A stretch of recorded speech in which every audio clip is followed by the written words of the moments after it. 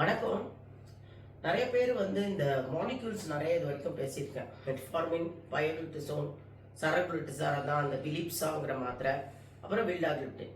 நிறைய பேர் நினச்சிக்கிறாங்க இந்த டாக்டர் ஒரு நாள் ஒரு மாலிக்யூல் பற்றி சொல்கிறாங்க. ஸோ இந்த மாலிக்யூல் இந்த மாத்திரையை போட்டால் நல்லா சுகர் குறையும், இந்த மாத்திரையை போட்டால் இன்சுலின் இல்லை அப்படிலாம் எதுவும் இல்லைங்க. ஒன்றே ஒன்று கிளியராக சொல்கிறேன்.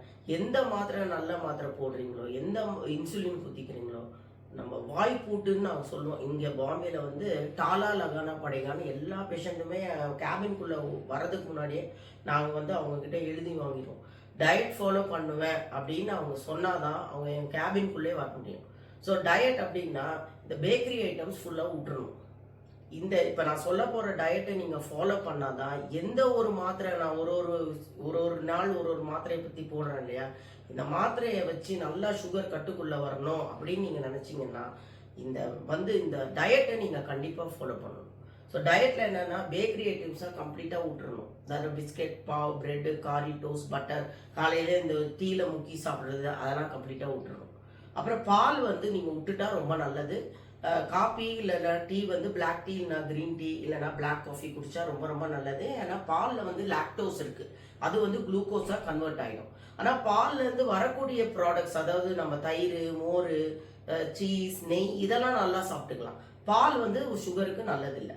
மூணாவது முக்கியமானது நீங்கள் கம்ப்ளீட்டாக விட வேண்டியது வீட், அதாவது கோதுமை. ரொம்ப ரொம்ப மோசமான ஒரு கிரெயின் தான் டயபெட்டிஸ்க்கு வீட். ஆனால் கோதுமையை தூக்கிடுங்க. நாலாவது சாதம் நல்லாவே சாப்பிட்டுக்கலாம். ஆனால் வடித்த சாதம், குக்கரில் வச்ச சாதத்தில் அப்படியே அந்த ஸ்டார்ச் அப்படியே ரீடைன் ஆகிடும். அதனால அதை சாப்பிடக்கூடாது. இனிப்பு பண்டங்கள் கண்டிப்பாக சாப்பிடவே கூடாது.